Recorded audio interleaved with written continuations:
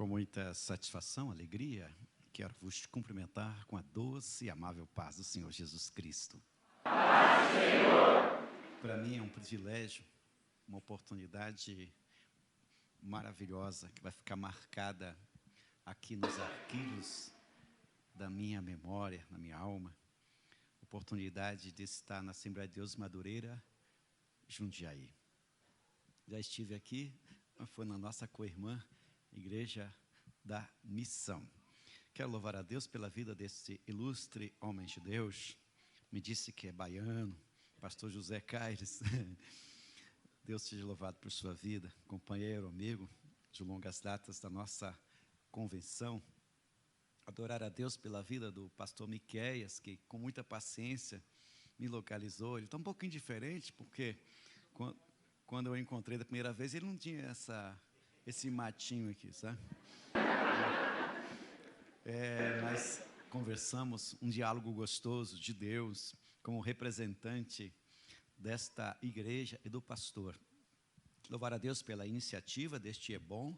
EBOM é uma nomenclatura que deu certo. Nasceu no ABC, estamos há 33 anos no ABC, com a escola bíblica, espalhamos para o Brasil inteiro, e hoje eles fazem EBOM na igreja, na missão, igrejas livres. EBOM está em tudo quanto é lugar. Eu procurei até patentear o nome, mas teve um camarada espertalhão que foi lá na frente já. Também quero cumprimentar o autor do livro, Coveiro de Luxo.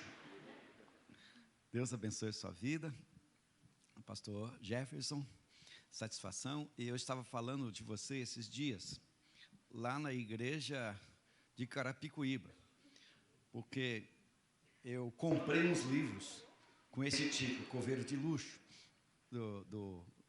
lá da gráfica, né? Eu não sei, um negócio que você tinha feito, eu comprei com ele, né? E eu falei do livro e contei um pouco, só porque eu li o livro, né? Contei um pouco da história e no final, um montão de gente interessada no Coveiro de Luxo. Parabéns pelo livro, pastor. Trago saudações à nossa igreja, ali em Vila Guacuri, região de Adeu. Também um saludo dos irmãos da Itália. Nós estamos já há 12 anos com a missão no extremo norte da Itália, cidade de Trento. Inclusive estou indo para lá agora, em setembro, vou ficar 2 meses lá, juntamente com a minha filha, meu genro, minha netinha. Já estão fazendo missões ali. Eu até perguntei para o pastor Caio se ele não é italiano, mas que tem um jeitão de italiano. Ele disse: não, eu sou baiano. Sou baiano. Só não pode falar a segunda parte, né? Que tem uma música brasileira que fala que é cabra beijadora. Que o italiano é assim, né? O italiano é beijoqueiro, o italiano beija tudo, né? Beija. Você vai na igreja italiana, você vai a Deus italiano, por exemplo, estou sempre lá. Você sai lá, meu filho, com tanto beijo, mas tanto beijo. Porque o beijo é uma coisa comum, né? É uma coisa santa. Eu quero aproveitar o ensejo que os irmãos estão de pé e ler um texto da Palavra de Deus. No textuário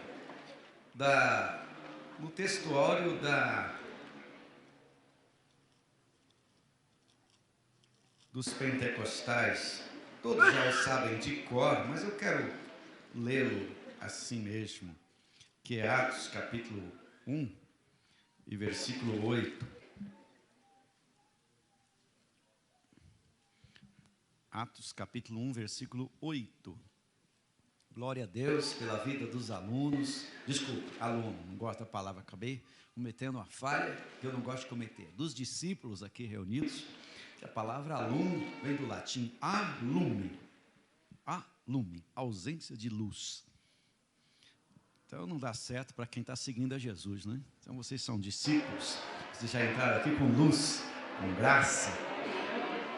Atos 1, 8. Mas recebereis a virtude do Espírito Santo que há de vir sobre vós e sereis testemunhas, tanto em Jerusalém como em toda a Judéia e Samaria e até os confins da terra. Senhor nosso Deus, em nome de Jesus, nos colocamos diante da Tua presença neste momento tão importante para falar da Tua palavra. Dependemos de Ti, da Tua graça, da Tua unção. Sem a Tua unção não faremos nada aqui, mas com a Tua unção tudo fica bonito.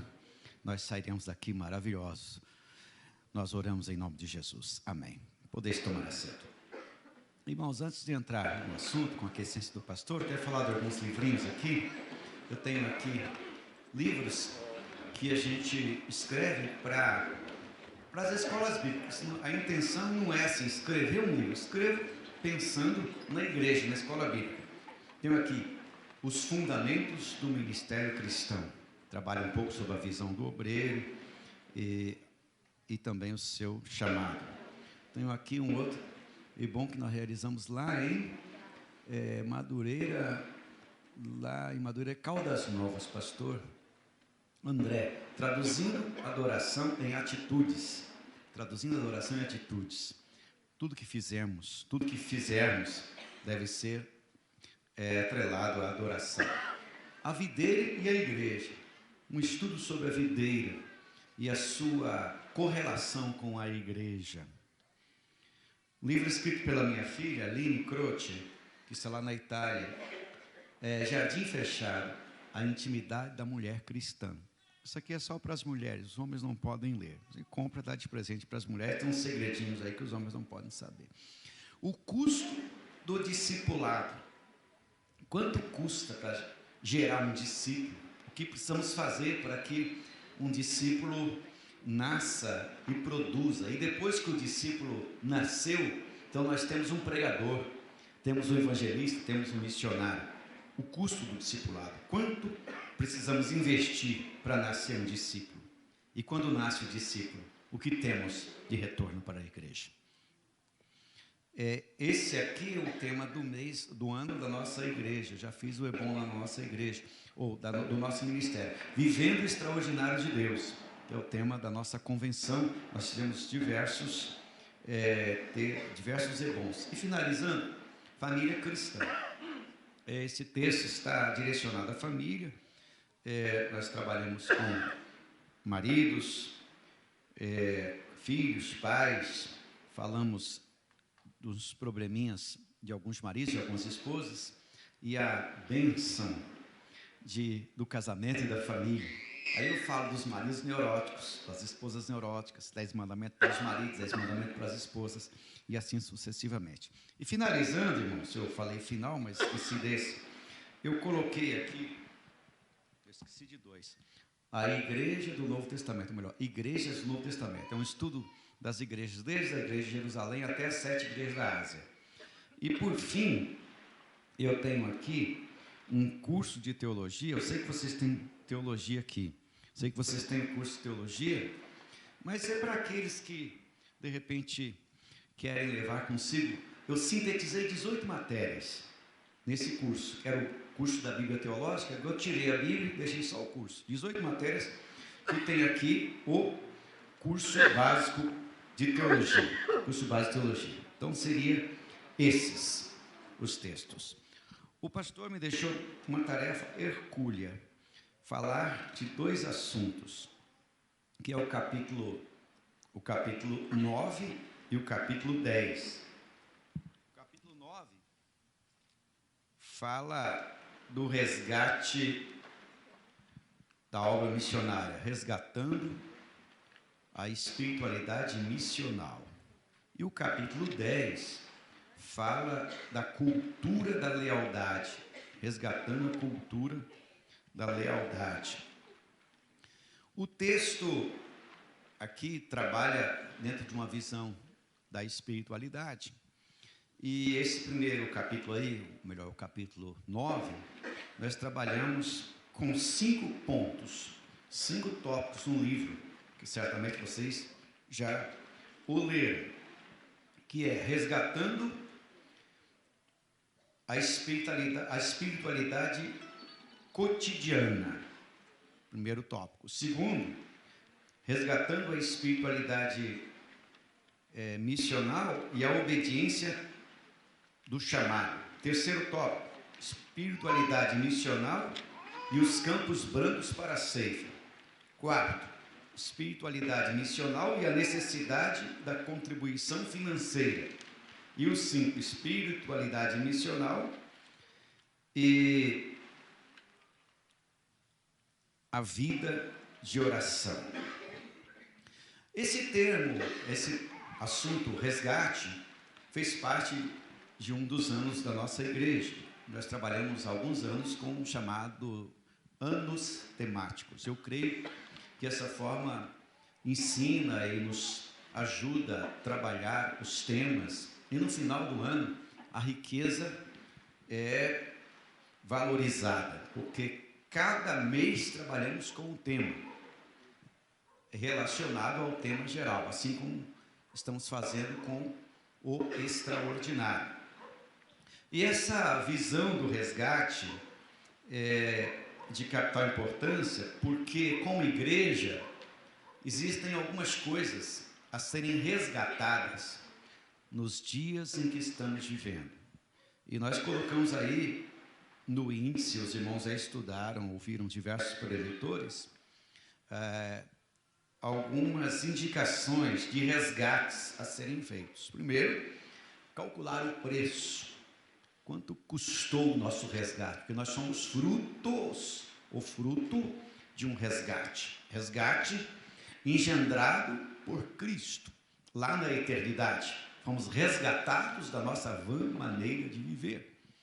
Romanos 6, 23, porque o salário do pecado é a morte, mas o dom gratuito de Deus é a vida eterna em Cristo Jesus, nosso Senhor.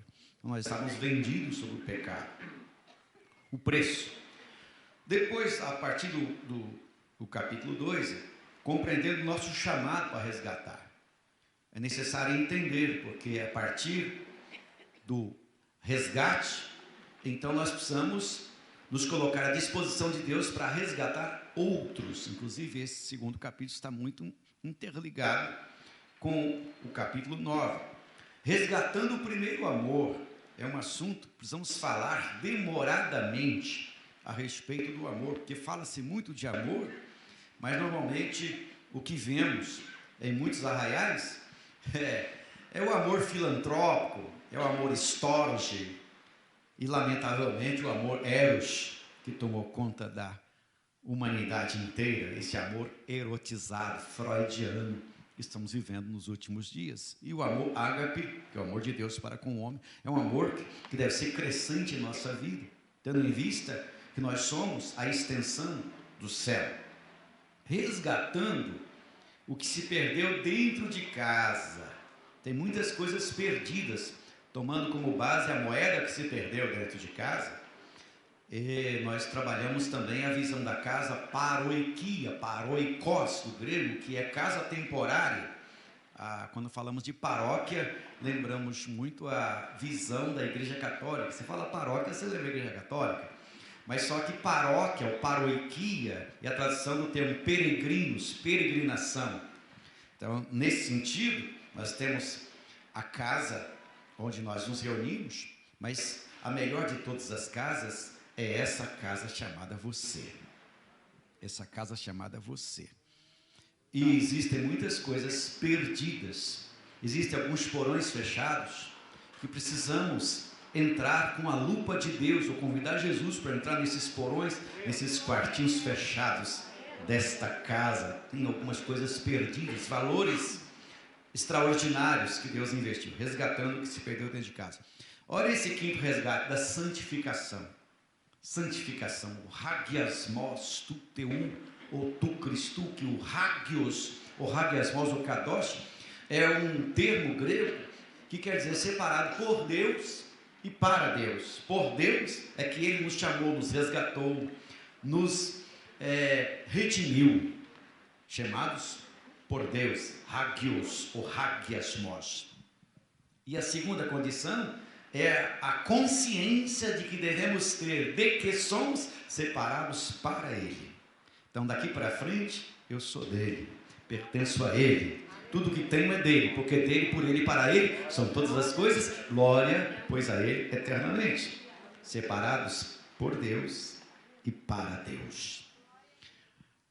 O capítulo 6 é como a pepita de ouro deste texto. Capítulo 6. Oração. Porque eu tenho observado, como assim os irmãos, que Jesus, os discípulos poderiam ter pedido a Jesus para ensiná-los a pregar, ensiná-los a contar história, ensiná-los a curar, ensiná-los a tantas outras coisas, interpretar as necessidades dos corações. Mas eles não pediram nada disso. Eles chegaram para Jesus e disseram: Senhor, ensina-nos a orar. Aí ele ensinou a oração do Pai Nosso, que até hoje tem muita gente que lamentavelmente não entendeu e fica rezando o Pai Nosso sem compreender, esmiuçar, trazer à tona, exteriorizar cada palavra inserida no Pai Nosso.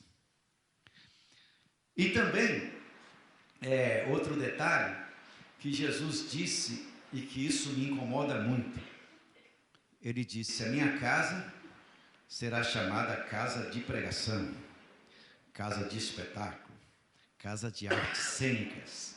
A minha casa será chamada casa de reuniões para tratar de assuntos. Nada disso. Ele disse: a minha casa será chamada casa de oração. E o que menos se faz hoje em dia nessa casa é oração. Não quero dizer que isso esteja atrelado aos ilustres irmãos aqui, mas tem muita gente que já não sabe mais o que é oração. E a casa que é chamada casa de oração virou casa de tudo, menos de oração. Então, por isso eu digo que esse texto é fundamental para tudo. Esse capítulo 6. Capítulo 7, visão discipuladora, que é uma das prerrogativas necessárias da igreja, que é o acolutel, é o ato de seguir aquele que sabe. É o discípulo que segue o mestre, que tem uma visão do céu, e que à medida que esse discípulo segue o mestre, a visão do céu que está dentro dele passa para dentro dele, e ele passa a ser a extensão do seu mestre por onde anda. É o discípulo, é aquele que acompanha, aquele que segue. E o discipulado não é uma matéria de catecúmenos, como Orígenes, Tomás de Aquino, mas Orígenes costumeiramente fazia, inclusive foi conhecido como mestre por causa da escola de catecúmenos, que deveria ser preparado uns 3 anos para depois descer as águas, de acordo com uma história. Mas o discipulado é uma matéria que não acaba, é uma disciplina que não termina. Será que no céu termina o discipulado? Eu acredito que também não. Valores da igreja primitiva. Meu Deus, aqui tem um texto do David Bickert, que escreveu Que Falem os Primeiros Cristãos. Esse livro te joga no chão. Que Falem os Primeiros Cristãos. David Bickert escreveu esse texto, depois também escreveu um outro intitulado Que Se Assentem os Teólogos. E o outro é a visão que alvoroçou, o reino que alvoroçou o mundo. Esses 3 textos são de capital importância para quem quer entender melhor uma teologia que precede a reforma, porque lamentavelmente estamos navegando na teologia pós-reforma, luterana, calvinista, arminiana, anabatista e assim sucessivamente. Navegamos, bebemos dessas águas e às vezes olhamos para Lutero como se fosse o Messias. Glória a Deus pela vida dele. Mas antes do Lutero, muitas coisas boas aconteciam. E a teologia da Idade Média, da igreja marginalizada, precisamos navegar um pouco. O pastor falava comigo agora há pouco lá na sala a respeito da igreja antes da reforma. Então, aqui, valores da igreja. Depois, espiritualidade missional e lealdade, que é o assunto que nós estamos propostos a dizer. Eu falei um pouco aqui desses assuntos só para relembrá-los daquilo que os irmãos já estudaram e poderão depois continuar a estudar, porque a matéria é viva, não é uma coisa nossa, é do Espírito de Deus, para aguçar a nossa alma, nosso espírito. Resgatando a espiritualidade missional. Atos capítulo 1, verso 8. Não nos pertence saber tempos ou estações que o Pai estabeleceu pelo seu próprio poder. Tempos vem da palavra cronos, cronologia. É o cronos, é o tempo que mede a existência. Nós estamos inseridos nessa existência criada por Deus, mas para que vivêssemos através dela. Deus não precisa de tempo. O tempo foi criado por Ele para nós. Porque de acordo com o profeta Isaías, chegamos à conclusão clara que Deus não é eterno.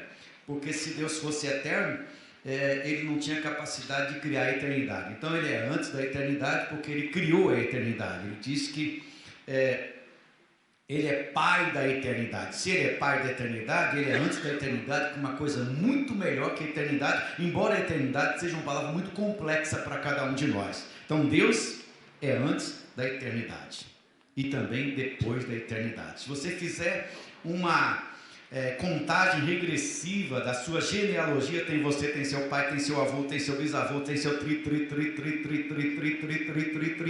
e você vai chegar em Adão. Depois de Adão só tem Deus, que é a sua origem. E se você for querer estudar a origem de Deus, você vai jogar pedra na lua e chamar urubu de meu louro. Não vai compreender nada, porque não existe capacidade humana, intelectual, para compreender a existência, a origem de Deus.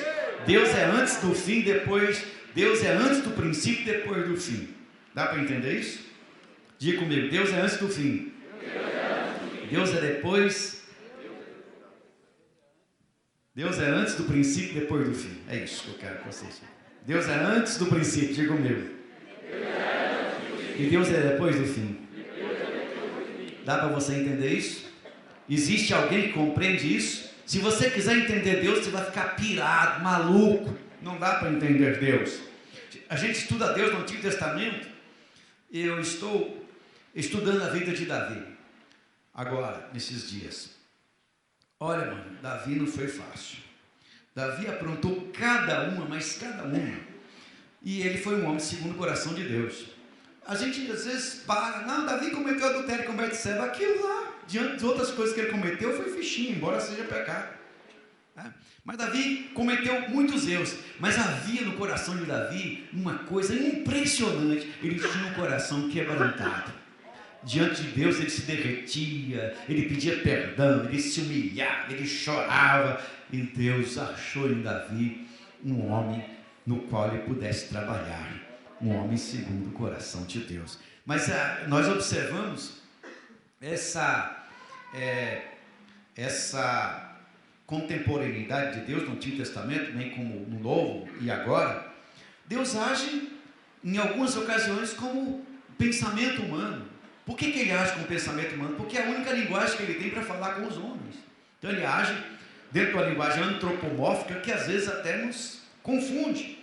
Mas olha só, esse Deus que trabalha conosco e desce no nosso nível, quando nós estudamos o chamado efeito kenosis, que é o autoesvaziamento de Deus, em Efésios capítulo 4, versículo 8, Deus, você vê um Deus descendo, um Deus todo-poderoso descendo. Quando você estuda Filipenses capítulo 2, verso 7, você vê o autoesvaziamento de Deus, teologicamente conhecido como efeito kenosis. É um Deus que se esvazia, um Deus que desce, um Deus que vem, é um Deus que se iguala, é um Deus que fala a nossa linguagem. Moisés queria olhar a sua face e não dava, porque quem pode olhar para a face de Deus e permanecer vivo? Mas vemos que Deus permitiu que Moisés o visse pelas costas. Ele chamou a existência, o inexistente, como um grande cozinheiro que pegou nada e temperou com tudo. Ele dizia, age, e as coisas iam acontecendo, apareça, e as coisas iam aparecendo com o poder da sua palavra. O poder da sua palavra ia fazendo todas as coisas. E veja que eu estou falando isso por causa do tempo. Ele criou as coisas antes do tempo, e depois de tudo feito, ele confabulou-se consigo mesmo e disse, façamos o homem conforme a nossa imagem e conforme a nossa semelhança. Então veja que o poderio de Deus, a sua capacidade de fazer as coisas, de criar as coisas, mas ao mesmo tempo esse Deus todo-poderoso, que diz o salmista, para onde fugirei da tua face? Se eu for para o abismo, ali tu estás. E também o Apocalipse diz que o céu e a terra queriam fugir da sua presença e não encontrou lugar. Agora, esse Deus todo-poderoso, que fez tudo, você vai estudar a galáxia Via Láctea, por exemplo, é uma coisa extraordinária. Vai estudar outras galáxias, tudo isso ele fez. Agora, esse Deus todo-poderoso, grandioso, maravilhoso, eterno, veraz, vivificante, resolve descer, se igualar aos homens, se humanizar e se humilhar de tal forma. Para salvar o homem, ele fica 9 meses no ventre de uma mulher. Ele sendo Deus. Para salvar o homem, ele usa o arcabouço do cérebro de uma criança. Chama Maria de mamãe, José de papai. Ele sendo Deus, bate o martelo na carpintaria de José. Ele sendo Deus, se entrega, desce. Para salvar e resgatar o homem, resgatar a condição mais intrigante que se possa analisar.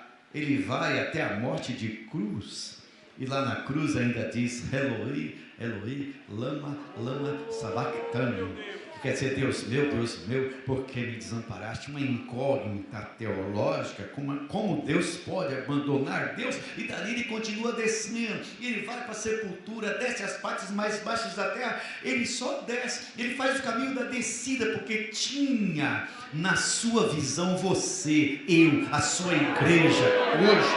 Aleluia! Glória a Deus! Então veja que tudo isso Deus criou dentro de um tempo. Ele criou o tempo para que nós, dentro desse tempo, então não vos pertence saber tempos ou estações. Os discípulos preocupados com a questão política, governamental, sabe, com a ascensão de Israel, porque já fazia muitos anos que Israel estava sob o tacão da Grécia, agora de Roma. Restaurarás tu esse tempo, rei Israel? Não vos pertence saber os tempos, porque eu criei o tempo. E nem as estações, é um outro tipo de tempo, né? Estação, enquanto o tempo ali é cronos, estação, um outro tempo que é, a tradução é kairos. Usa-se muito essa expressão hoje em dia, kairos, que é um tempo mais específico, tempo direcionado. É um tempo que é assim contado. É um tempo específico dentro do tempo. Eu acredito que a igreja, a Assembleia de Deus de Jundiaí, está vivendo um tempo específico dentro do tempo, que é o Kairos de Deus. É um tempo específico para a evangelização e expansão. Não vos pertence saber tempos e estações, mas recebereis a virtude. Aqui entra, irmãos, essa visão missionária da chamada espiritualidade missionária. Recebereis a virtude, que é o dínamos tu pneumatus, o dínamos hagios tu pneumatus, essa é a expressão grega. Dínamos, quem é que não sabe o que é um dínamo aqui no Brasil, né? Dinamismo, dinâmico. E os antigos igual eu, não tão antigos assim, mas eu lembro quando eu era criança, eu tinha uma bicicletinha e ligava o dínamo, literalmente dínamo, o carro grudado no pneu, né? Você pedalava e acendia o farol.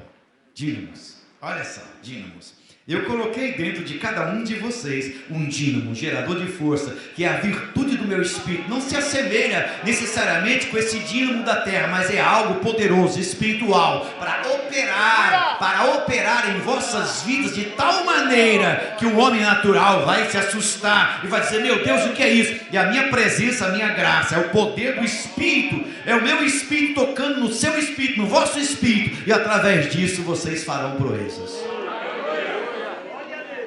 Mas recebereis a virtude do Espírito Santo que há de vir sobre vós. Agora, aqui um detalhe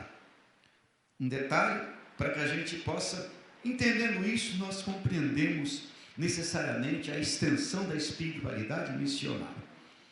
Quando Deus fez um homem, como eu disse anteriormente, ele é como um grande cozinheiro que pegou nada e temperou com o tudo, e depois que ele chamou a existência do inexistente, com o poder da sua palavra, usando sempre o verbo bará, que é o verbo criar. Bará é o verbo que Deus fala e acontece. E esse verbo bará está atrelado teologicamente ao que João colocou em São João capítulo 1, verso 1, que ele diz: em arque, hologos, proston, teon, quer dizer, em arque. Ele traduz o que está lá em Gênesis capítulo 1, verso 1. Bereshit bara Elohim. Em arque, em hologos. Esse em é um verbo que dizer em um princípio. E na nossa Bíblia está no princípio. Em um princípio, porque o princípio que Deus está querendo dizer é o nosso princípio e não o dele. Em um princípio. Porque ele não tem princípio nem fim. Não tem princípio nem fim. Depois que Deus fez tudo, então ele falou consigo mesmo: façamos um homem à nossa imagem, conforme a nossa semelhança. Então Deus já não trabalha mais com a sua voz, no sentido de dizer haja. Ele começa a trabalhar com as mãos. Ele começa a trabalhar com as mãos. É por isso que o pastor Luiz Gonzaga dizia em suas pregações: a terra é boa, a terra é maravilhosa, a terra te dá ouro, te dá prata, a terra te dá comida, te dá roupa, tudo que você tem a terra te dá. A terra é uma mãezona, mas não se iluda com ela, que daqui a uns dias ela te come. E ela está com a boca aberta esperando, te esperando. A outra dizia: quem é você? Ela dizia: você. Tradução de vida dela. O que é o homem? O que é o ser humano? O ser humano é um pacote que a parteira encaminhou para o coveiro. Nasce, a parteira põe o endereço, coveiro. Esse negócio vai demorar quanto tempo? 100 anos? Espero que dure. 50, 60, mas que o coveiro está te esperando com a paz, está. Aí quando você chega lá, o coveiro já chegou a encomenda que a parteira enviou. Em que parte da estrada você está? Logicamente você não sabe, só Deus sabe, mas que você vai chegar lá, vai. A não ser que Jesus arrebate sua igreja. Bom, Deus fez o homem, façamos, e Ele trabalhou com as suas mãos. E coisa interessante, que o que Deus fez com as suas mãos é inédito. Por exemplo, você é uma obra inédita. Não existiu, nem existirá uma pessoa tão maravilhosa, tão única, tão específica, tão extraordinária, tão vocacionada, tão cheia de talentos igual a você. Você é incrível, você é inédito, porque Deus te fez de um jeito tão maravilhoso que jogou depois a forma fora. Não vai existir, nem o clone é igual a você. Não pode clonar, por exemplo, a face, o olho, mas jamais alguém poderá clonar a alma ou o espírito de alguém. Então veja bem, Deus fez um pezinho, uma mãozinha, um narizinho, uma boquinha, uma orelhinha, um cabelinho, deu um toque aqui, um toque ali, e saiu essa coisa linda e maravilhosa que é você, tá? Trabalhado pelas mãos de Deus. Você é uma obra maravilhosa. Por isso que Efésios capítulo 1, tem um versículo lá que diz, versículo 2:10, que diz que nós somos feitura de Deus. Para quem gosta do grego, dá uma olhada de onde vem essa tradução, feitura. O texto no grego lá é o verbo poiel, que você, latinizando, você tem a palavra poema, no sentido mais literal da nossa maravilhosa língua portuguesa. Nós temos ali o seguinte: nós somos os poemas de Deus. Então quando você fala, quando você age, quando você está cheio do Espírito, quando você faz qualquer outra coisa, você está fazendo poesia, uma poesia bem feita, maravilhosa, porque você é o poema de Deus, você é o melhor de Deus. Então Deus trabalhou, saiu você é inédito. Só que é o seguinte, essa espiritualidade vem exatamente dessa palavra. Deus soprou nas narinas do homem. O homem não tinha vida, tinha pé, mas não dava, mãos, mas não apalpava, olho, mas não enxergava, e Deus dizia: eu vou dar vida a essa coisa linda, maravilhosa que eu fiz. E Deus foi lá nas narinas do homem e fez isso, ó. Aí você abriu os olhos, estava tudo feito: céu, terra, mar, capacidade, sabedoria, para desenhar um prédio desse. Não é, Miquel? Desenhar uma coisa dessa, sabe, para arquitetar, fazer as coisas maravilhosas. Todo dia eu estava lá em Madrid e estava olhando lá, quem já foi lá, vê que tem 2 prédios, um batendo continência com o outro, assim. Falei, que coisa maravilhosa, né? Que coisa extraordinária. Quer dizer, o homem, capacidade, sabedoria de fazer as coisas. Outro dia eu vi uma reportagem que eu gelei. Que já vi de tudo, eu gosto de ver aquela revista científica, tem uma super interessante, ver se tem umas coisas boas ali, e eu vi uma matéria dizendo que hoje já se pode fazer transplante de cabeça. Você já pensou tirar a cabeça do Miquel? colocar onde Miquel? Não pode sair daí, Deus me livre, né? Mas, sabe, tirar minha cabeça, transplante de cabeça. Então essa capacidade, essa engenhosidade que tem Deus, mas isso veio por causa do sopro. Deus soprou o Espírito nas narinas do homem. Aí o homem já veio com toda essa capacidade, essa sabedoria, essa engenhosidade, essa inclinação incrível. O homem faz coisas admiráveis, algo, inclusive esse pessoal da filosofia, esse pessoal aí, marxista, sabe, tem um pessoalzinho por aí que não crê em Deus, mas eles fazem umas obras incríveis, escrevem coisas maravilhosas, e eu fico olhando, mas como é que um camarada desse não pode não crer em Deus? Mas é assim, ele não crê, mas o que ele faz adora a Deus, porque ele é obra de Deus. Pode não crer. Como dizia Lutero, não se escandalize comigo, que o diabo às vezes é o diabo de Deus.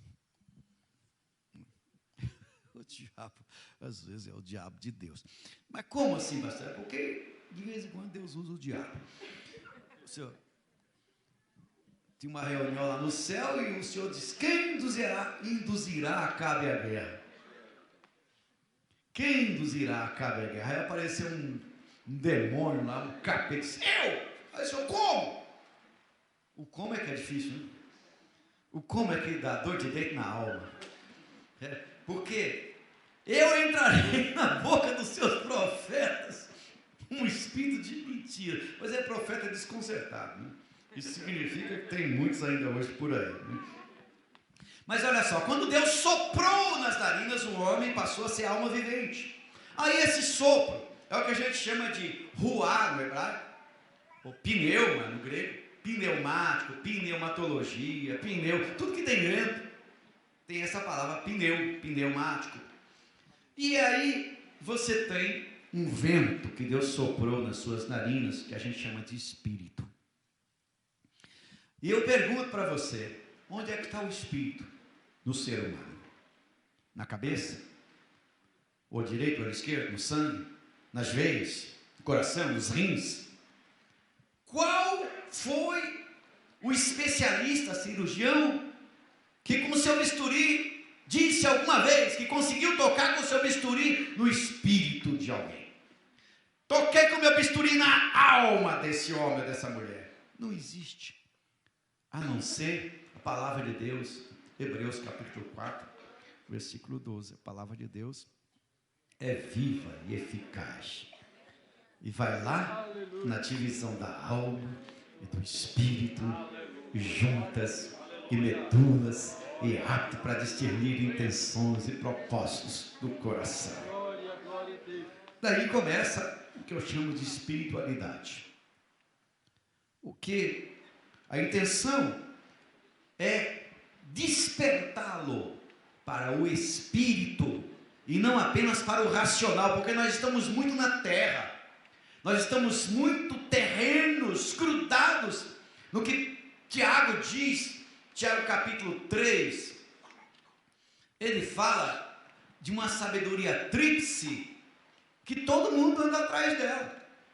Sabedoria tríplice que reina nas universidades, nos educandários e às vezes quer entrar na igreja. E essa sabedoria é a chamada animal, terrena e diabólica. Paulo fala dessa sabedoria aos Efésios capítulo 2. Ele vos vivificou estando vós mortos em ofensa e pecado, vós que outrora andastes segundo o curso do mundo. O que é o curso do mundo? O curso do mundo tem um Senhor, 2 Coríntios capítulo 4, verso 4. O Deus desse século cegou o entendimento dos incrédulos, para que não lhes resplandeça a luz do Evangelho da glória de Deus. O curso desse mundo tem um Deus, que é chamado príncipe da potestade do ar, e ele, lamentavelmente, está usando homens e mulheres através da sabedoria animal, terrena e diabólica, que é uma coisa grudada na terra, é uma coisa colada na terra, é o homem para o homem, fazendo as coisas para a terra, e às vezes nós ficamos a vida inteira cuidando de um negocinho que nós denominamos de pé de meia, e o pé de meia demora, porque nós não viemos de, às vezes, família rica. Pé de meia demora, aí você está com 60, 70, está terminando o pé de meia, já está na hora de passar para o outro lado. Aí você deixa aí para o genro, para a filha, para o filho, para o neto, e é uma briga terrível. O que você, sabe, não estou dizendo para você não fazer isso. Faça isso, mas preste atenção do outro lado. Porque esse lado aqui nós achamos que sabemos, mas sabemos pouco. Desse lado. O outro lado, nós achamos que sabemos, mas sabemos nada. Nós, dentro do analfabetismo, o pior deles é o espiritual. Tem 3 analfabetismos. O bíblico, que é, eu posso colocar até 4, mas vamos colocar 3. Tem o analfabetismo geral, que as pessoas não sabem ler nem escrever. Mas tem cultura, porque a cultura está além disso. Tem o analfabetismo bíblico, que a pessoa lê bem, lê tudo, mas não lê a Bíblia. Quando lê, não entende nada. E tem o analfabetismo espiritual. Ele não sabe nada dele mesmo, não sabe nada do Espírito. Não sabe nada, é um zero à esquerda, esdrúxulo, difuso, confuso e obtuso, para não dizer outra coisa. O camarada é estranho, é estrambólico, é algo que eu não tenho nem palavras para dizer. Não sabe nada a respeito da vida. E quando você encontra alguém assim, que já está com 50 anos, as 3 perguntinhas básicas da vida, você faz para ele. De onde você veio? O que você faz aqui? Para onde você vai? O cara que não sabe responder isso, ele pode se enterrar vivo. Pô, não sabe de onde veio, não sabe o que faz aqui, não sabe para onde vai, quer dizer, não sabe nada. Quer dizer, não investiga a sua interioridade. Mas o pior de tudo é quando a pessoa está na igreja, diz que foi chamado, que Deus chamou e não entende nada da vida espiritual. Nós precisamos colocar o binóculo da existência para enxergar um pouco além dessa parede, além desse teto, para ver um pouco mais além. Nós vamos tirar um pouco a visão dessa coisa terrena. Quando você começa a mergulhar na sabedoria espiritual, Deus começa a abrir a sua capacidade de visão. Visão espiritual é diferente de visão material. Visão espiritual é diferente de visão carnal. Visão terrena é uma visão dada por Deus. É aquela visão que estava na vida do profeta Eliseu, que Geazi saiu para fazer alguma coisa, para pegar bens fora de tempo, e Eliseu nem acompanhou ele no sentido físico, e quando ele, ou melhor, o Geazi quando voltou o Geazi, ele perguntou: de onde você veio, Geazi? O teu servo não foi a lugar nenhum. Mas a visão espiritual de Eliseu o acompanhou. Aleluia. A mesma visão que estava em Paulo, quando estava na ilha de Pafos, Atos capítulo 13, e ele evangelizando o governador da ilha, na primeira viagem missionária, e aquele Elimas, também chamado de Bar Jesus, lançava tropeço. Paulo olhou para ele, diz: ó filho do diabo, cheio de engano, de falsidade, não cessarás de atrapalhar os retos caminhos do Senhor? Eis aí agora a mão do Senhor contra ti, você vai ficar cego. E ele imediatamente ficou cego. A visão de Deus que estava em Pedro, quando chegou na cidade de Samaria, e tinha lá o Simão, inclusive daí originou-se o pecado da simonia, que é querer comprar as coisas de Deus por dinheiro. Dessa forma, a visão espiritual, ou a espiritualidade missional, está atrelada a isso.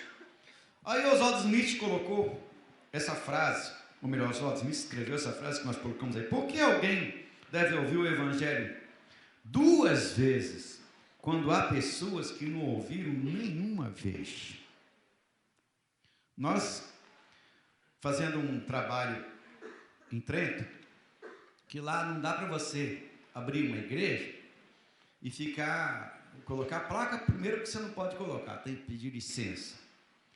E também, se você coloca a placa, logo eles veem que é igreja. Você não pode colocar igreja. Se colocar igreja também, igreja para eles é a igreja católica. É terrível.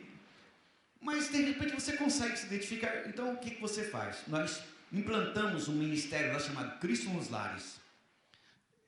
Não tem nada a ver com a célula, mas está baseado na Bíblia. Se bem que a célula, tirando aquela visão de transmigração de alma, ou melhor, de regressão, aquela coisa terrível, aquela doutrina estranha que eles criaram, também não vai ter problema. Pode ser G12, G15, G20. A questão é fazer a obra de Deus. Cada igreja tem o seu princípio. Mas nós colocamos lá o Cristo nos Lares. E o objetivo era trabalhar nos lares, porque entrando nos lares você tem condições de evangelizar o vizinho, convidar alguém, fazer um culto de 1 hora, expor a palavra. E encontramos lá, conseguimos atrair uma pessoa para o nosso culto. E quando nós estávamos falando de Jesus, a gente trabalha em italiano lá, porque lá para viver lá tem que falar a língua italiana. Então nós colocamos uma lei na igreja que ninguém pode falar português, só italiano, porque se você fala português, você não vai alcançar os outros. O nosso objetivo é alcançar outras nações com o italiano, até mesmo quem chega na igreja. Então na igreja é proibido falar português. Aquela senhora foi convidada ao culto, e quando falávamos de Deus, ela disse: Deus, como pode vocês falar em Deus? No meu país é proibido falar essa palavra. Eu fui criada sendo proibido, ninguém ouvia essa palavra no meu país. Eu fui criada assim, vivi a vida inteira assim, e agora eu vim para cá, vocês estão falando de Deus. Por que demorou tanto tempo?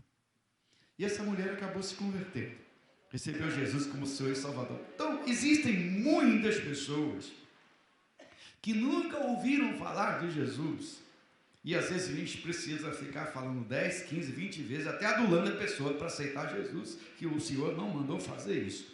Basta lembrar daquela história lá do rico.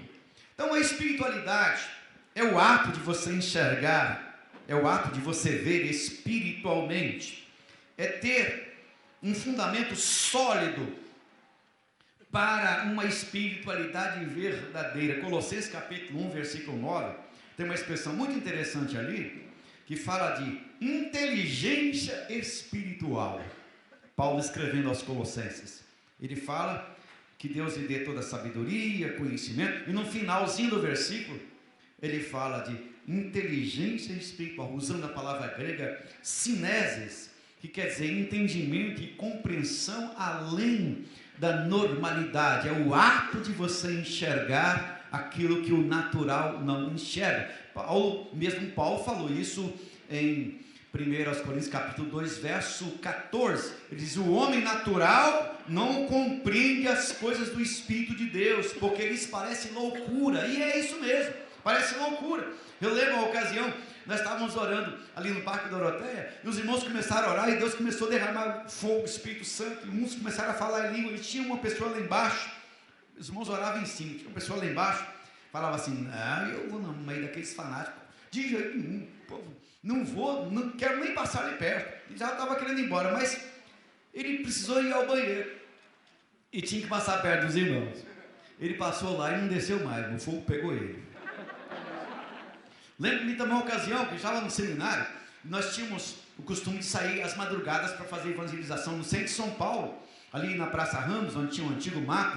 Já existia uma loja em São Paulo chamada MAP, não sei se vocês sabem, mas ali no centro de São Paulo, e nós fazíamos ali perto do Teatro Municipal, era mais ou menos 2, 3 horas da manhã, a gente ficava na vigília até umas 2h30, 3 horas saímos para evangelizar a população noturna.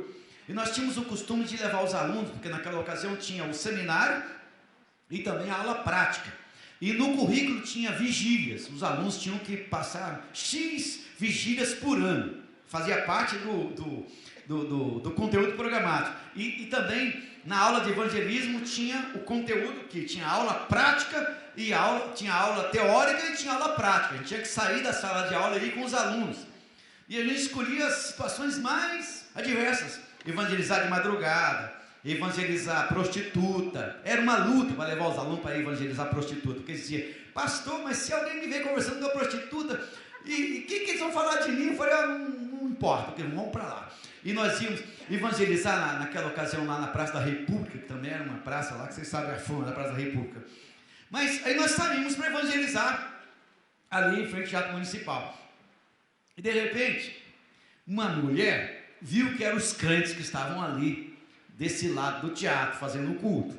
Ela resolveu atravessar a rua para passar do outro lado, longe da gente. Ela atravessou a rua. Quando ela passou na rua do outro lado, ela caiu endemoniada lá do outro lado. Do outro lado. Então, irmãos, essa sabedoria, essa visão também está relacionada com a unção, que atrelada ao que nós colocamos aí de espiritualidade cotidiana. espiritualidade cotidiana, e nesse texto aí tem algumas palavrinhas chaves. O que essa espiritualidade cotidiana exige da gente? Primeiro, renúncia. Renúncia. Se você puder falar comigo, renúncia que não dói, não é renúncia? Vamos lá. Renúncia que não dói, não é renúncia. Mais uma vez. Renúncia que não dói, não é renúncia. Então a renúncia não é uma coisinha simples. A renúncia não é uma coisa que você acha bonita. A renúncia você tem que cortar na sua própria carne. Cortar coisas que você gosta. Ou renunciar, por exemplo, vou falar um negocinho, vou falar uma coisinha que todo brasileiro gosta. Vamos supor que você está numa situação que precisa renunciar ao café. Quem gosta de café aqui? Eu só estou brincando, você não precisa fazer isso. É?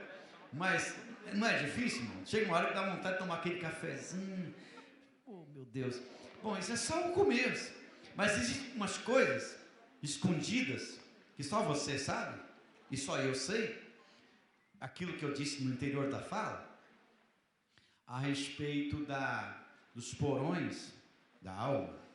O Tiago fala, Tiago capítulo 1, verso 8, que o homem de coração dobre é inconstante em todos os seus caminhos.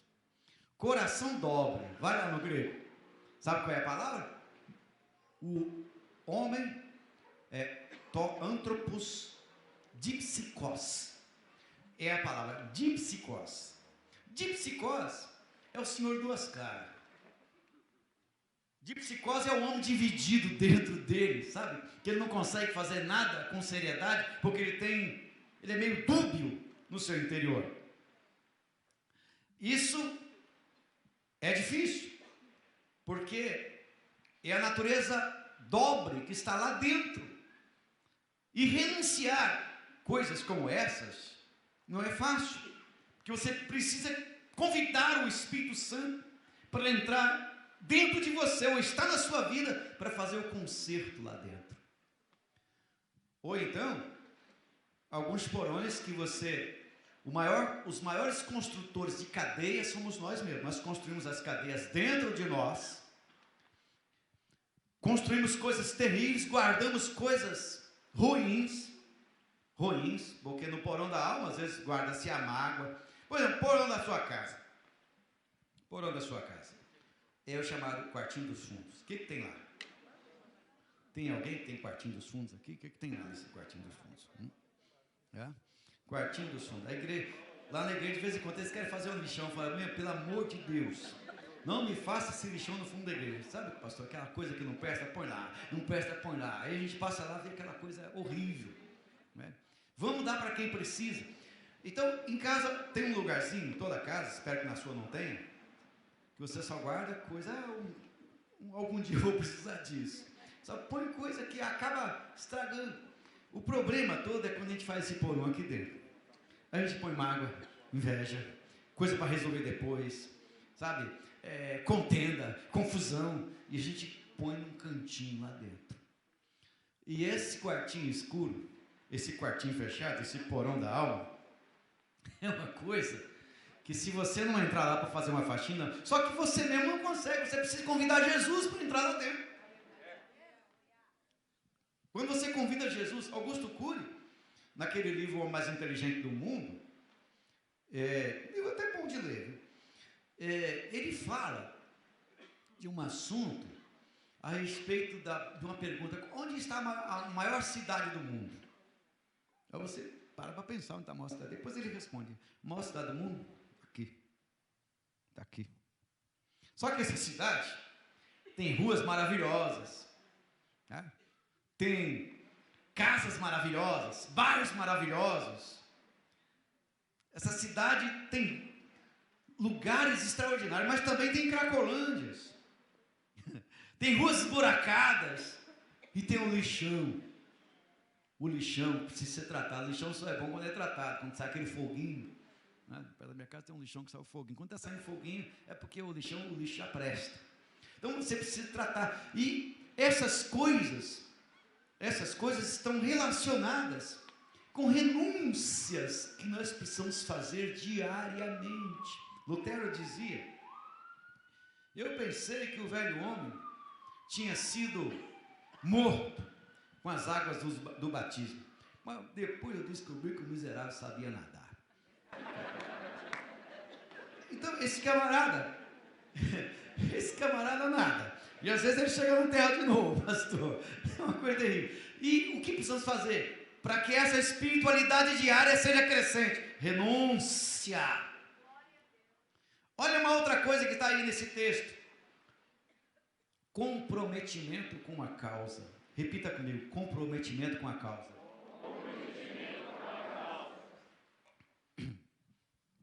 Para falar de causa, vamos lembrar de Tito 1,5. Paulo disse a Tito: por esta causa te deixei em Creta, para que pusesse em boa ordem as coisas que ainda restam. Causa. Que causa é essa? A causa do Evangelho, a causa de Cristo. A causa pela qual você foi liberto, resgatado. Então veja bem, comprometimento com a causa. Não me responda, mas responda para si mesmo. Você tem compromisso com a causa do Evangelho? Se você for colocar no grau de prioridade, em que nível está o seu comprometimento com a causa do Evangelho em relação às outras prioridades que você tem? Primeiro lugar ou no último? Não me responda. Porque João 16:33 diz: buscai primeiro o reino de Deus e a sua justiça, e as demais coisas vos serão acrescentadas. Então, o ser cristão, a maioria deles desses últimos tempos, se prendeu nas demais coisas. Demais coisas. Buscam primeiro as demais coisas. As demais coisas. E as demais coisas é uma série de comportamento e de inclinações que deixa a obra de Deus para o último lugar. E aí nós precisamos ler esse versículo assim: buscai primeiro,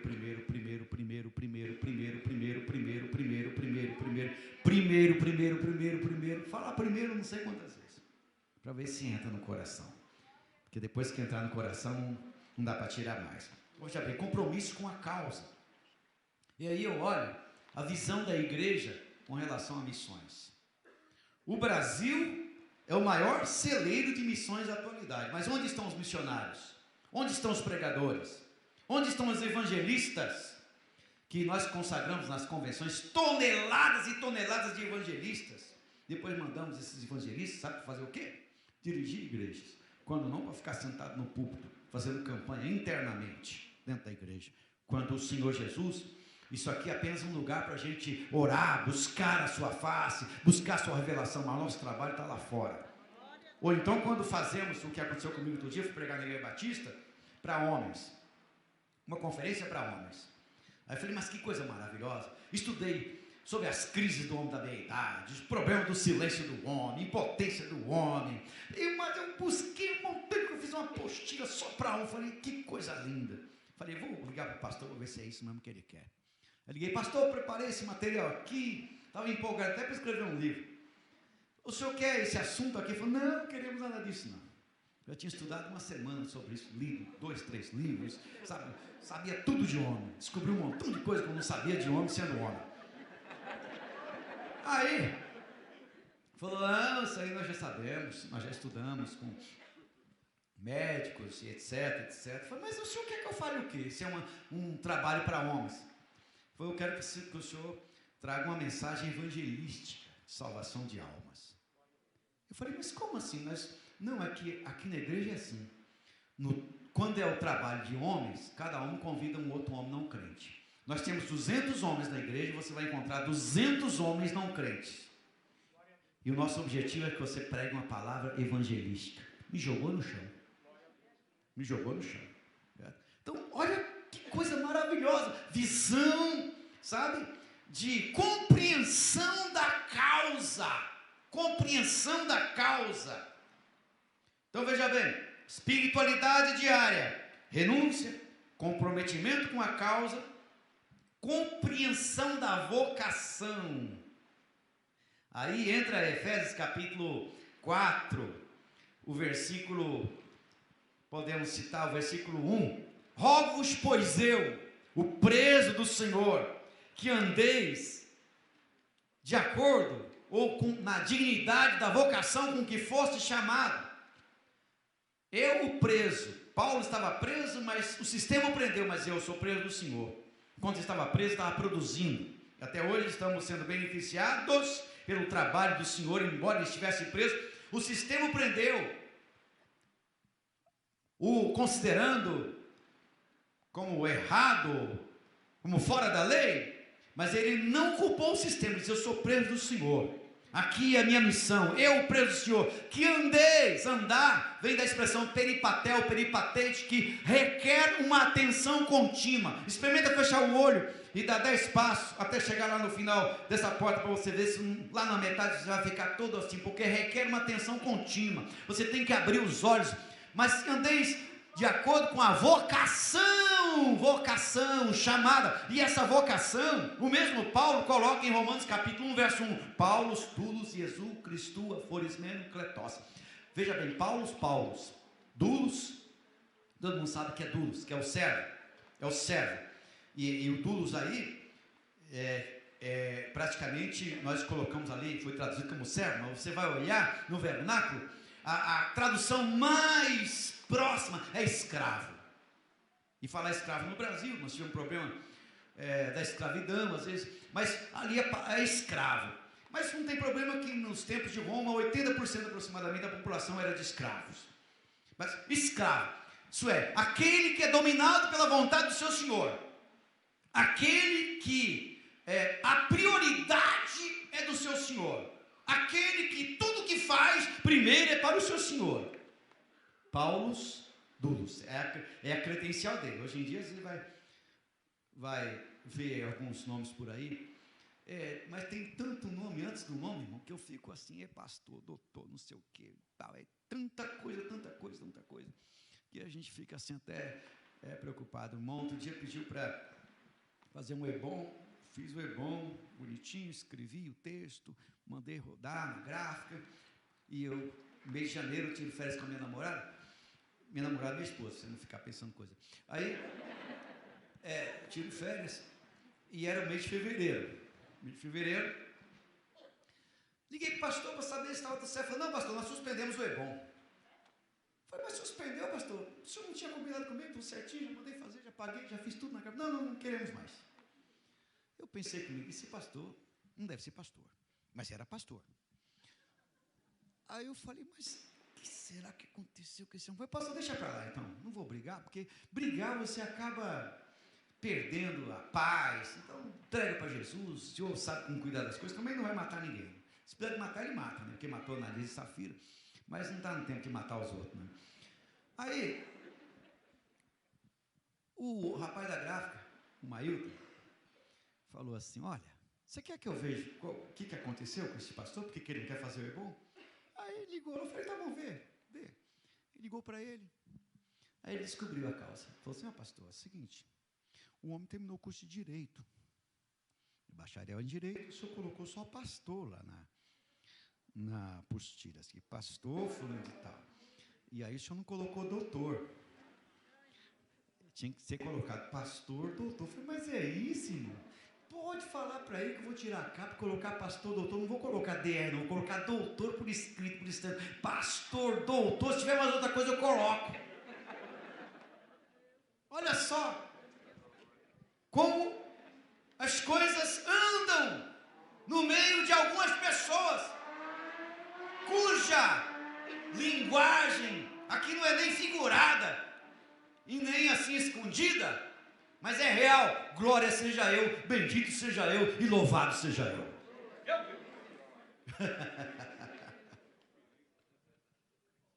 Paulos, Dulos, Jesus Cristo. Paulo, escravo, servo. E essa palavra servo, meu Deus, Jesus em Marcos 10:45, lê aí, vê o que Jesus falou da sua missão. Eu vim para ser ou para servir. O Filho do Homem veio para...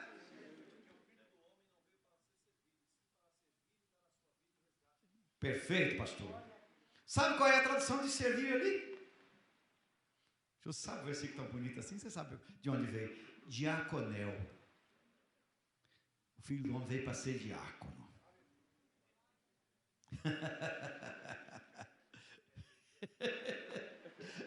Veio para ser diácono. Hoje em dia tem gente que vai diácono. Não sai de diácono, irmão. Pelo amor de Deus, não desista nunca de ser diácono.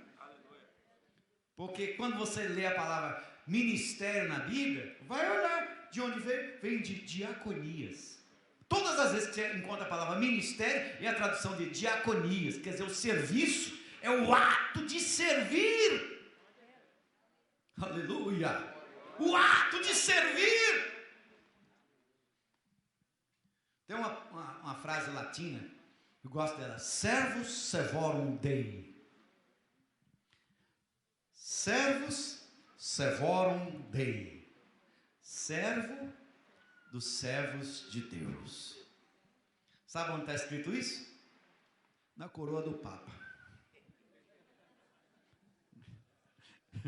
O lugar onde está escrito não quero saber, mas a palavra em si é boa. A palavra em si é maravilhosa. Quer dizer, e aí tem essa visão da espiritualidade, que é exatamente o compromisso com a causa, a compreensão da vocação. Nascemos para servir, e você serve quando se coloca à disposição da obra de Deus.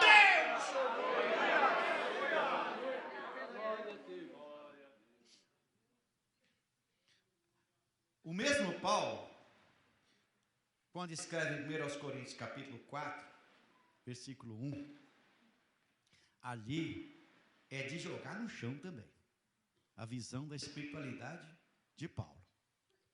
Ele diz ali que os homens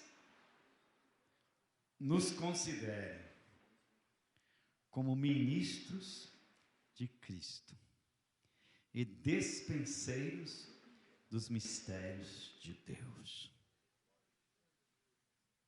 Meu Deus. Primeiro que a palavra ministro, hoje em dia a pessoa bate no peito, eu sou ministro.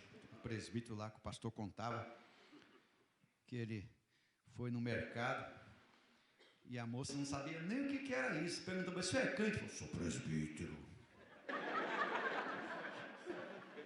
Ela falou, o quê? Sou presbítero. Pastor Luiz Gonzaga dizia que esse pessoal assim não é presbítero, não é presbicho. Não pode ser presbítero uma pessoa dessa. Mas olha só, ministro, o Champlin, que tem muita gente que não gostava dele, chamava ele de existencialista, mas muitos pastores beberam e ainda bebem das suas traduções lá do Novo Testamento, comentado, interpretado, versículo por versículo. E também do Cleon, que é aquela chave linguística do Novo Testamento grego, que é uma maravilha. Inclusive você pode baixar pela internet, está tudo lá. Ó. Você clica em cima da palavra, já pega o histórico da palavra, de onde veio a palavra, a origem, e você entende melhor o texto. Mas olha, esse teólogo, ele tem lá umas descrições da palavra hiperetas tu Christu. Hiperetas tu Christu, que alguns falam hiperetas ou hiperetas, que é a tradução literal seria os remadores dos remos inferiores. Remadores dos remos inferiores. Nas embarcações antigas tinha as fileiras de remadores. E os remadores estavam lá embaixo. Daí veio a tradução do ministro. É aquele que está lá embaixo, sabe? Que rema até morrer. Tem uma história dos remadores que remavam cantando até morrer. Até morrer remando. Para levar a elite lá de cima, que é a igreja. Não, eu imagino assim. Olha, não se escandalize comigo. Mas o nível mais alto, mais elevado de uma pessoa na igreja é de membro. Porque um membro da igreja é uma coisa maravilhosa, foi a palavra. Pastor impede a bênção apostólica, vai para casa. Mas os obreiros não. Eu, pelo menos, eu fui ensinado assim. Aí Deus olha para um membro fiel e diz, você serve para ser meu remador. Aí você não sobe, não, você desce. Você desce para ser diácono, trabalhador, se escala, não sei como é que chama aqui. No Rio é trabalhador, eu gosto de trabalhador, a palavra trabalhador. Desce para ser trabalhador. Depois você desce para ser diácono. Desce para ser presbítero. Desce para ser evangelista. Desce para ser pastor. Glória a Deus! Remadores dos ramos inferiores. Então não tem esse negócio de subir na igreja, tudo é descendo. Tudo é descendo. Quando você se converte, você se ajoelha. Quando você chega na igreja, você se ajoelha. Quando você vai ser separado ao ministério, você se ajoelha. Agora, quando o pessoal não se ajoelha mais, não se inclina mais, é porque já está desviado. Está desviado. Que os homens nos considerem como ministro, conscientes. É conscientização da espiritualidade. Isso é a disposição para servir. Disposição para servir. Olha que outra coisa. Estou desesperado porque já terminou minha hora. Eu tenho mais quanto tempo, pastor?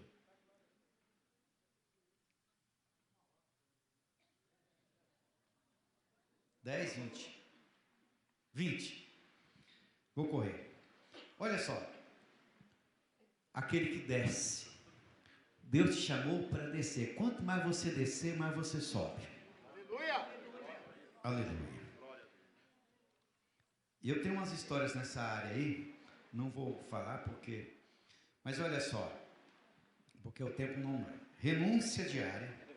Comprometimento com a causa. Compreensão da vocação. E o foco. Tem ainda uma palavrinha em Mateus capítulo 28... versículos 19 e 20, principalmente Marcos 16, 15, que fala do id. Jesus disse id, uma palavra que todos nós sabemos. O id, o que é o id? O id é progressivo, indo, discipulando e ensinando, as 3 palavrinhas. Mas, quando nós olhamos essa palavra no grego, é uma palavra quilométrica. A palavra no grego é poreutentes. Poreutentes. Vamos falar essa palavra juntos? Vamos lá? Poreutentes. Mais uma vez. Poreutentes. É o que está lá. Tradução. Não está no imperativo. Está no gerúndio. A visão do id é a visão do gerúndio que os portugueses nos acusam. Eles disseram que nós colocamos tudo no gerúndio, estragamos a língua, que é um gerundismo. Eu estou orando, estou pregando, estou trabalhando. Diz que o brasileiro, e isso é verdade, nosso negócio, nós gostamos do gerúndio, é o verbo que nós amamos. E o gerúndio é uma ação contínua. Só que Deus, conosco, é bondoso na tradução dessa palavra, porque a tradução é indo. Deus conta para tudo uma igreja no gerúndio, fazendo, orando, pregando, caminhando, evangelizando, enfim, é um gerúndio, poreutentes. Deus conta com a igreja fazendo. Se você ainda vai fazer, você não é igreja. Eu vou pregar. Um dia você vai se converter e vai pregar. Eu vou orar. Um dia você vai se converter e orar. Agora, se você estiver orando, você é igreja. Se você estiver pregando, você é igreja. Então, nosso posicionamento com relações à missão é exatamente essa ação contínua. Ministros, pastores, membros ou discípulos, enfim, é uma ação contínua. Agora, nós falamos aí de algumas crises que vivemos no Brasil. A crise teológica e a crise de identidade. A crise teológica é grave. É grave a crise teológica, porque hoje em dia você liga o rádio para ouvir uma mensagem, está lá debate. Você é armínio, você é calvino, você é uma coisa que me dá dor de dentro na alma. Já falei uma vez isso, vou falar de novo. Outro dia perguntaram para mim, você é calvinista ou arminianista? Eu falei, sou paulinista, tá bom. Sou paulinista, todos beberam da mesma fonte. Se lermos aquele texto que eu citei no início, aqueles 3 livros, ele trabalha exatamente com essa visão da igreja que vai ficar preocupada com questões teológicas, a não ser... Claro que depois do Constantino, nós tivemos problemas sérios na igreja, que até hoje sofremos.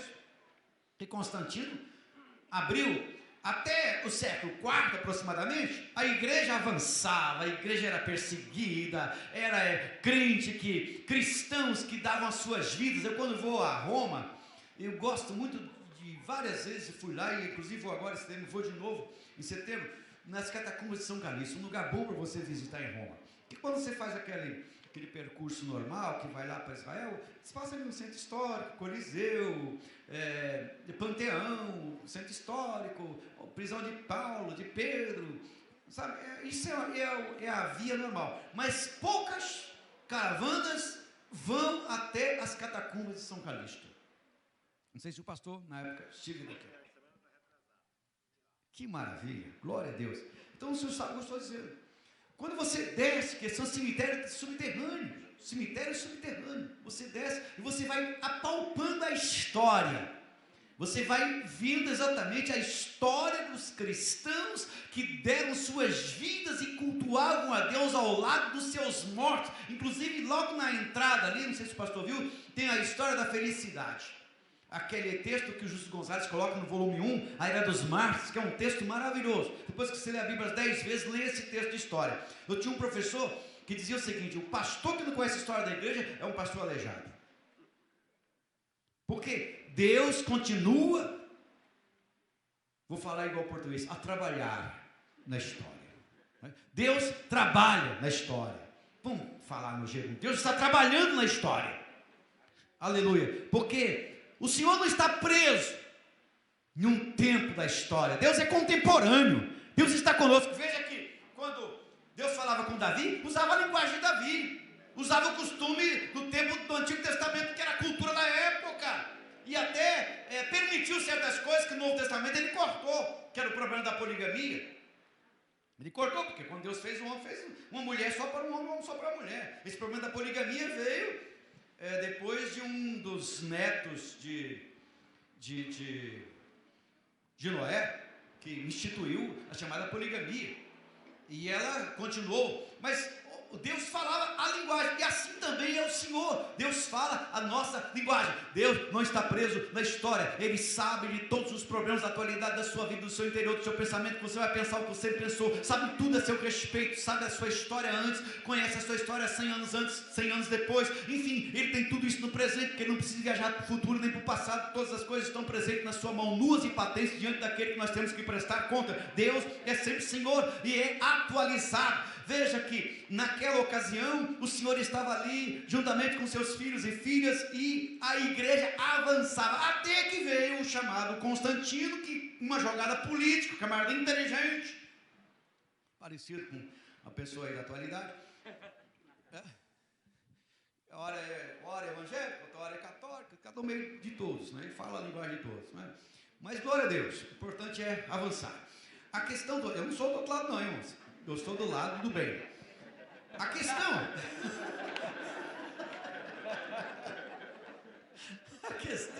é o seguinte: Constantino veio,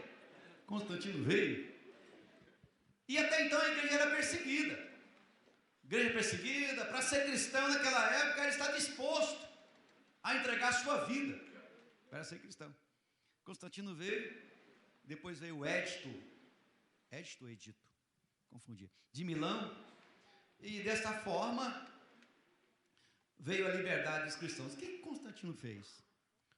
Ele começou a fazer favores à igreja, começou a construir prédios, templos, a semelhança dos templos pagãos, e isso entrou, hoje em dia, está na cristandade em geral, tanto católicos como evangélicos. Hoje em dia o templo é bonito, é claro, nada contra, uma coisa bonita, mas nós não podemos entrar na chamada templolatria, uma coisa que cresce muito nos últimos dias, cresce muito. Mas até o quarto século a igreja se reunia onde? Nas casas. escondidos aqui e ali, não tinha templo. Não existia templo. E a igreja crescia de uma forma extraordinária. E nós passamos então a viver essa crise. Desde Constantino para frente, uma crise terrível. Você vai estudando os teólogos, até passar por aquela época do século XIII. No século XIII aconteceu um fato interessante. Surgiu um movimento, que era o movimento Valdese, Pedro Valdo, posteriormente o movimento Dei Fratelli, que é o movimento dos irmãos, que é uma igreja reformada antes da reforma. E segundo a história, lá na cidade de Assis, estava surgindo um homem chamado Francisco de Assis. Eu, se fosse católico, eu era franciscano. Francisco de Assis. O Francisco de Assis se converteu, e a conversão dele foi algo maravilhoso. Hoje você vai em Assis e virou uma idolatria. O pessoal vai lá e reza, faz promessa para o santo. Mas é uma época que era a igreja. Naquela ocasião era a igreja. Não tinha esse negócio de separação. Tinha um povo de Deus e o povo que não era de Deus, mas estava tudo junto, é igual hoje. Está todo mundo junto, Assembleia de Deus, presbiteriano, batista, metodista, adventista. É igual os partidos do tempo de Jesus, fariseu, saduceu, essênio. Todo mundo era judeu, mas cada um cria numa coisa, outro cria noutra. É o que está acontecendo hoje. Mas naquela ocasião, o Francisco de Assis se converteu e resolveu doar bens do seu pai para a igreja. E todos nós conhecemos aquela história interessante, que ele acabou saindo de casa sem nada e criou uma ordem chamada Ordem Franciscana.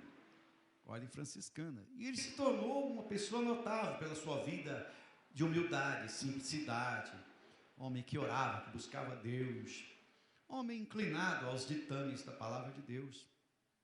Quando dá horário, esse não toca, que eu estou totalmente perdido. Você faz assim que eu já entendi. Aí, Francisco de Assis passou a ser um homem notável. Então, admirado, e criou a ordem. E muitos discípulos começaram a acompanhar. Diz a história que um dia Francisco de Assis saiu para dar uma palestra. E os discípulos perguntaram se podiam acompanhá-lo, porque queriam ouvir a sua pregação, ouvir o seu ensino. E o Francisco permitiu que eles fossem. Isso era o começo de um reavivamento na igreja. E os discípulos acompanharam Francisco de Assis. Francisco de Assis abraçou os leprosos, abraçou os oprimidos, fez caridade, sussurrou o evangelho no ouvido de um, sussurrou o evangelho no ouvido de outro, e voltou.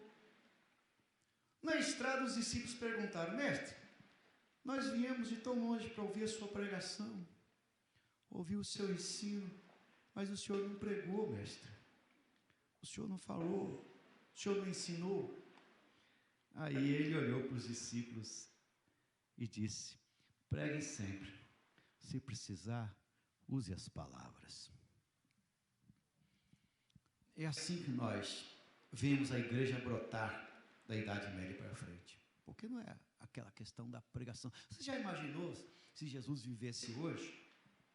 Se Paulo vivesse nos nossos dias, será que eles seriam convidados para pregar em Camboriú? Ou lá em Volta Redonda? Jesus seria convidado para as convenções? Será? Pastor, Jesus seria convidado para pregar nas nossas convenções? Paulo seria convidado? Não tem minhas dúvidas. Se o profeta, vamos voltar um pouco, se o profeta Elias vivesse nos nossos dias, ele teria lugar para falar nos nossos púlpitos? João Batista, será que falaria nos nossos púlpitos? Essa é uma pergunta. Essa é uma pergunta. Será que ele falaria? Bom, naquela ocasião começa a despontar alguma coisa, mas a igreja avançou em crises teológicas, crises doutrinárias, crises dogmáticas, até um ponto que não se podia mais usar a Bíblia. Lutero é conhecido como o homem da Bíblia. Ele dizia: Quem lê a Bíblia e não encontrar nela Jesus Cristo, não tem lido a Bíblia. Ele interpretava a Bíblia cristologicamente, dizia, tira esse Cristo da Bíblia, o que você encontrará nela? E começou a trazer de novo, mas trazer à tona um evangelho, claro que aquele evangelho marginalizado existia, e nós passamos depois da reforma numa crise terrível, crise teológica, tanto é que eu falei anteriormente, arminiano, calvinista, pentecostal, não sei o quê, irmão, é tanta confusão para confundir os outros, quando a igreja de Cristo é uma só, igreja de Cristo é uma só. Aqui tem a igreja mística, corpo místico, mas nessa igreja mística está a igreja de Cristo. A igreja de Cristo está no andar de cima. A igreja que está no andar de cima é como andar de avião, viajar de avião. Você viaja e você vê o prédio, vê depois do prédio, antes do prédio, do lado do prédio, o outro lado do prédio, você vê o bairro, você vê a rua, você olha lá a rua, quer dizer, você está nas alturas, assim a igreja de Cristo, ela enxerga um pouco mais, por isso está na espiritualidade, na visão da espiritualidade. Outra crise de identidade. O texto aí fala de pessoas que estão dentro da igreja, mas não sabe da sua visão, não sabe a sua missão, não conhece o seu chamado, a sua vocação. Crise de identidade. Sem contar as pessoas que estão na igreja, mas não nasceram de novo. Estão na igreja, mas não tiveram um encontro com Jesus. Estão na igreja, mas não entendem. Eu, quando era criança, eu ia para a igreja. Aí os irmãos resolviam cantar aquele hino. Deus prometeu com certeza, chuva de graça manda. Aí eu ficava pensando, chuva não é bom não, esses irmãos estão cantando sobre chuva, eu não gosto de chuva. E ficava murmurando o tempo inteiro, não via a hora de terminar aquele hino, porque eu não entendia nada. Mas um dia Jesus me batizou no Espírito Santo, eu entendi tudo. E é assim, tem muita gente na igreja, não entende nada, não compreende nada. Deus vai, senta do lado dele, sussurra a palavra, fala muita coisa, revela, ele volta para casa e diz que não ouviu nada, enquanto o outro que estava do outro lado diz, hoje Deus falou comigo, Deus falou, e o outro diz, eu não ouvi nada. É o mesmo culto. O mesmo culto. Crise de identidade. Tem muita gente que está na igreja e não sabe o que fazer, não sabe qual é o seu ministério, não sabe qual é a sua chamada, não sabe qual é a sua vocação, não sabe nada, e às vezes não sabe nada, igual outro dia o irmão deu o culto para ele dirigir, resolveu cantar. Eu falei, irmão, pelo amor de Deus, não cante nunca. Por quê, pastor? Eu falei, sua voz é desafinada, irmão, septonada, não dá nem dó nem ré, não tem problema, é complicado. Eu toco um pouquinho, tem um pouquinho de música. Falei, olha, irmão, vamos fazer o seguinte, você, quando tiver, você prega, você dirige o culto, mas não canta nunca. Ele ficou 1 ano sem falar comigo. Aí voltou lá, apareceu lá e falou, ô pastor, tudo som. Eu falei, o que aconteceu, moço? Eu fui cantar num coral aí, o maestro falou para mim que não tem jeito para esse negócio. Eu falei, uma coisa terrível. Então, quer dizer, está no ministério errado, na vocação errada, no chamado errado. Está dentro da igreja, mas não sabe qual é a sua vocação. Deus te chamou para pregar, para evangelizar. Essa vocação é de todos. Pregue sempre. Se precisar, use as palavras. Isso significa que você passa a ser uma epístola. Você passa a ser um referencial do próprio Deus. Aleluia. Crise da identidade. Depois nós temos aí algumas coisas. Pessoa do vocacionado. Já falei. A palavra de Deus. Qual é a valorização que você dá para a palavra de Deus? Depois, o Espírito Santo. Qual é a sua relação, o seu relacionamento com o Espírito Santo? Depois a letra E. A confirmação. Qual é a sua relação, a sua visão, a sua interação com a igreja? David Livingstone disse, Deus tinha um único filho e fez dele um missionário. Qual é a sua relação com a missão? Com a extensão, com a pregação do Evangelho? Tem o item 3, aqui que diz sobre a necessidade de ver os campos brancos para a ceifa. Qual é a nossa inclinação para evangelização no bairro, para evangelização na cidade, para evangelização no estado, para evangelização transcultural? Quantos missionários nós temos?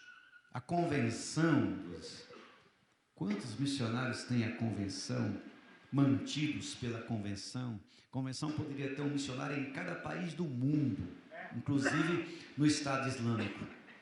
Difícil é achar alguém para ir para o Estado Islâmico, né? Ó Deus, olha aí, pastor. Estado Islâmico. Olha, a Itália tem 1% de evangélico. A Turquia, onde está a antiga cidade de Antioquia, hoje é chamada cidade Antáquia, está lá na divisa da Turquia com a Síria. A Turquia, fala Antioquia porque de Antioquia é de onde saíram os missionários, saíram os vocacionados, onde saiu as missões gentílicas com Paulo, Barnabé. Espírito Santo falou na igreja: separai para mim Paulo e Barnabé para a obra que eu os tenho chamado. Menos de 1%, tem 100 mil aproximadamente, menos de 100 mil cristãos, uma cidade com 70 milhões de habitantes, onde era o núcleo, de onde saíram as missões, Paulo, para o mundo gentílico. E hoje, nós estamos tropeçando nos púlpitos. É muito obreiro, é muito pastor, é gente abrindo igreja na frente da outra, convidando os membros: vem para cá, porque seu tempo acabou. São pessoas de olho no aquário, querendo pescar aquário, peixe no aquário dos outros. Isso está cheio. Fazendo do evangelho um negócio, esqueceram a missão. É gente com olho na terra apenas, quando tem muitos estados, nações precisando de pregadores, de evangélicos, de missionários. Eu preciso de obreiros na Itália. O pastor André, nós estamos há 12 anos no extremo norte da Itália, está de Trento, na região Trentino-Alto Adige, aquela região que é ligada com a Áustria. Inclusive lá fala-se italiano e alemão. Trento você fala italiano, depois alemão. Depois Bolzano você fala alemão, depois italiano. Brennero, alemão, que chama de tedesco. Um pouco mais para frente, onde nós estamos, cidade chamada Merano, já colado na Áustria. Metade da cidade é italiana e outra metade é austríaco. E eles falam mais o austríaco do que o italiano. Um lugar, pastor André, não faz 3 anos que ele está querendo vir para o Brasil, não pode vir porque não tem quem deixar lá. Os irmãos que chegam lá, depois arrumam, eles vão pensando na obra, mas tem um negocinho chamado euro. Tem aquela música, tem dólar lá, tem também a música, tem euro lá. Então você arruma um serviço em 2.000 euros por mês. 2.000 euros é mais de 10 mil. 2.000 euros é o salário que a gente manda para eles lá há muito tempo. 2.000 euros, dá mal para viver. Mal para viver. 2.000 euros, tem que pagar 600 euros de casa. Depois tem, na época do frio, chamado escaldamento, que é o gás, você tem que ter a casa toda aquecida, mas é um lugar onde precisa de pregadores, precisa de gente de Deus. Onde está esse povo, pelo amor de Deus, que diz: eis-me aqui? A gente tem que tomar cuidado quando canta esses hinos. Eis-me aqui, fala Senhor, porque o teu servo ouve. Esse negócio às vezes é tudo mentira, irmão.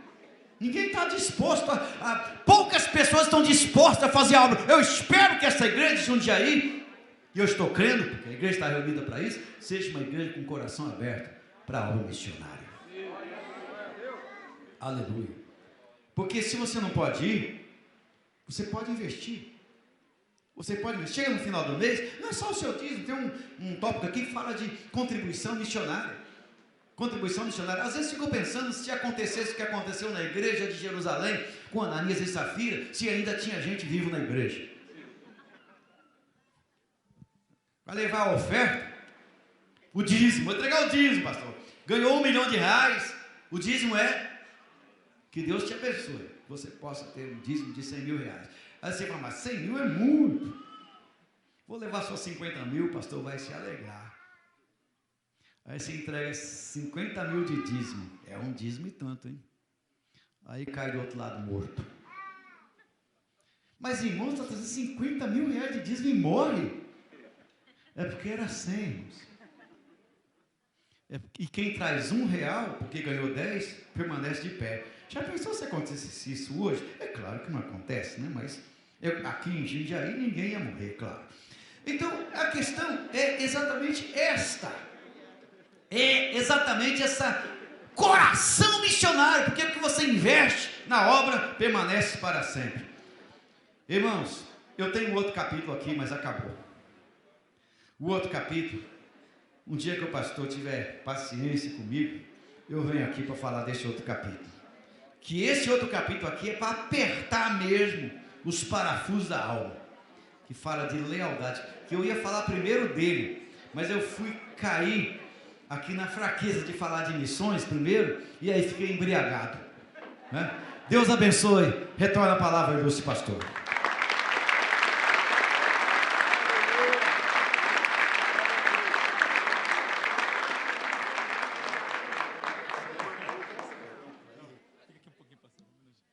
Graças a Deus. A igreja está feliz? Amém. Para nós, pastor, peço perdão pelo